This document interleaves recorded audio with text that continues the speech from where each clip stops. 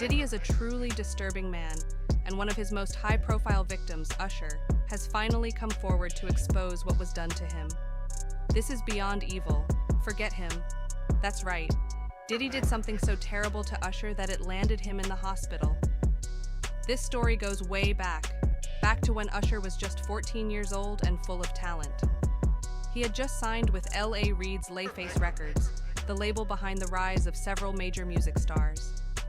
Reid, a key mentor in Usher's career, made a bold decision. He sent the young artist to New York City to live with Diddy, the self-proclaimed wildest party guy and a dominant figure in hip-hop. This wasn't just a move to a new city. It was a calculated effort to push Usher's boundaries and develop a more edgy sound. As L.A. Reid explained, "I wanted Usher to have more of this hip-hop-infused sound, filled with bad boy swagger. I was turning him over to the wildest party guy in the country at an age when I still needed his mother's permission. But I thought it would be the right thing for him. I didn't know whether I was being irresponsible or having an epiphany." Reid's words capture the mix of risk and hope he felt, believing the experience would shape Usher both musically and personally. Usher himself has hinted at witnessing some very strange things during his time with Diddy, though he has often chosen to keep the details vague. Despite the challenges, the experience ultimately paid off, at least in the eyes of L.A. Reid. He later remarked, "Puffy did exactly what I wanted him to do for Usher," and credited him with helping to shape Usher's unique R&B sound. Diddy's influence played a role in transforming Usher from a talented teen into a music superstar. But at what cost? Was this success built on something far more sinister? Becoming part of a larger trafficking conspiracy? The official narrative is that L.A. Reid revealed in his 2016 memoir that Usher introduced him to Justin Bieber when Bieber was just 14 years old. Reid went on to describe how Usher presented Bieber as a gift, even referring to the young artist as beautiful. Justin Bieber shot to global fame at age 15 with his debut single, One Time, in 2009, but his journey began years earlier. Discovered by Scooter Braun at age 12, Bieber was found on YouTube, where he covered songs by Usher and Chris Brown. However, it was Usher who gave Bieber his big break, introducing him to L.A. Reid, who then signed him to Island Records. Reid recounted his first encounter with Bieber in his 2016 memoir, recalling a phone call from Usher in October 2008. Usher asked if he'd be in the office that afternoon, because he had something special to show him.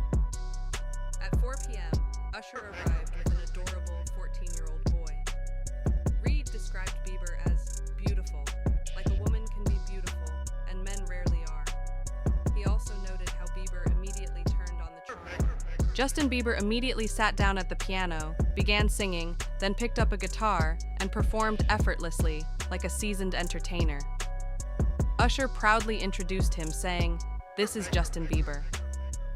L.A. Reid was blown away, recognizing that Bieber wasn't just a talented singer, but a natural-born performer.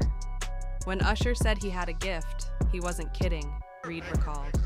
Reid decided to sign Bieber on the spot, though it took a few days to involve his parents since Justin was still a minor.